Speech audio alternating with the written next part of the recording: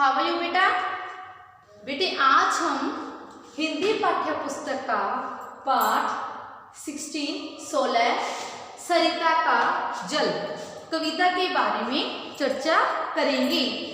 सबसे पहले है यह लघु सरिता का बहता जल कितना शीतल कितना निर्मल, हिमगिरी के हिम से निकल निकल, यह विमल दूध सा हिम का जल, कर कर निनाद कल कल छल छल।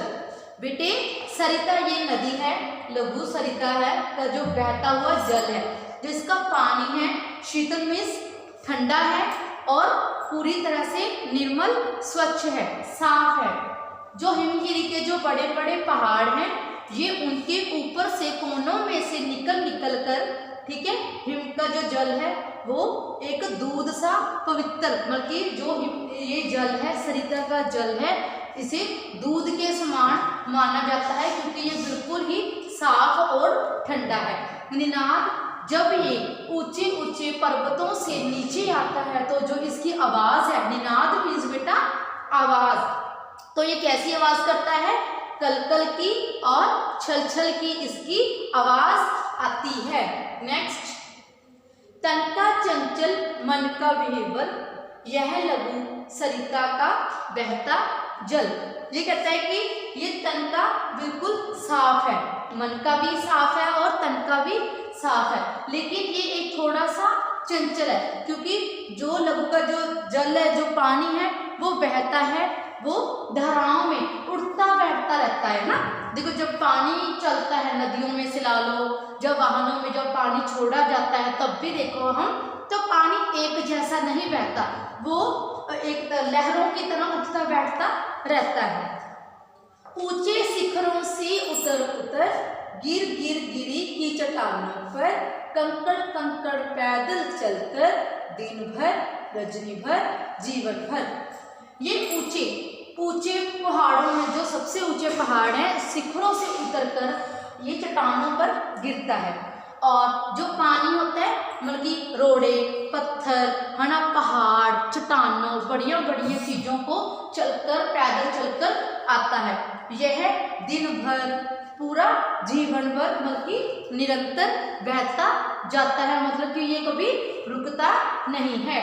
नेक्स्ट, धोता वसुधा का अंतस्थल, यह लघु सरिता का बहता जल। वसुधा क्या होता है बेटा? धरती, जो धरती का हृदय, अंतस्थल में क्या होता है बेटा? हृदय। ये धरती का जो दिल है, जो उसका हृदय है, धोता है। ये जो सरिता का बहता हुआ जल है ये धरती के हर कोने को साफ करता है, उसके हृदय को, उसके दिल को, उसके मन को छूता है। हिम के पत्थर में पिघल पिघल बन गए धरा के वार विमल, सुख पाता जिससे पथिक विकल, पी पी कर अंजल भर मृदु जल। क्या है? जो बड़े बड़े पत्थर है ना, जब पानी का बहाव तेज हो जाता है तो पानी के तेज बहाव से वो पत्थर पिघल कर एक धार बन जाती है, वहाँ पे धरा बन जाती है। लेकिन जब जो वहाँ पे जो रास्ते होती हैं जब तक वो सूख पाता है, ठीक है, जो लोग वहाँ से पानी निकलता है उसे पीकर अपने जो मन को शुद्ध करते हैं और उनका जो जल है उन तक जब पहुँचता है तो उनका जो मन होता है वो बिल्कुल खुश हो जाता है इतना साफ जल पीकर। नित्य जल कर भी कितना शीतल, यह लघु सरिता का बहता जल। अब देखो नित्य जलकर मतलब कि वो इतने पहाड़ों से चट्टानों में से है ना, बड़े बड़े पहाड़ों में से कंकड़ों को छूकर बाहर आता है, लेकिन इतना जलता है फिर भी उसका जो जल है उसके जल में कोई भी प्रभाव नहीं पड़ता, वह शीतल में ठंडा ही रहता है। जो ये सरिता का जल है इतनी ठोकरें खाने के बाद भी अपना रास्ता बनाता जाता है और फिर भी इतना ठंडा भी रहता है। कितना कोमल कितना बक्सल, रेर जननी का वह अंतस्थल, जिसका यह शीतल करुणा जल बहता रहता युग युग अवृद्ध। जो ये जल है सरिता का नेक्स्ट में बोल रही हूँ मैं, गंगा यमुना सरोवर निर्मल, यह लघु सरिता का बहता जल। जो ये सरिता का जल है, चाहे वो गंगा का, जो नदियां हैं हमारी, गंगा, यमुना और सरोवर, ये तीनों एक नदियों के नाम हैं, ठीक है। इनके पानी की तरह इनका पानी भी निर्मल है, साफ है, स्वच्छ है, ओके। तो मतलब कि जो ये इतना कोमल है और इतना साफ है, और जो जननी हमारी क्या है, धरती, हमारी जो धरती माता है, उसके हृदय को भी ये साफ करता है। देखो जब भी बारिश होती है, आप सभी देखते होंगे, जो बारिश होती है तो हमारे जो घर होती हैं, हमारे जो आसपास की जो पेड़ वृक्ष वगैरह दिखाई देती हैं हमें, ना बिल्डिंग्स दिखाई देती हैं, बारिश होने के बाद वो सारी साफ हो जाती हैं, ना।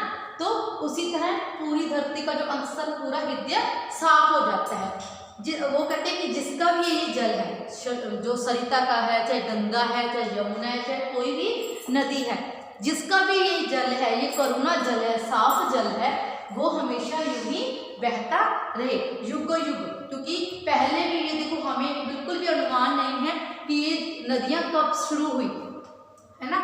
ये युगों युगों से चलती आ रही हैं और युग युग तक ही चलती रहेंगी, ओके।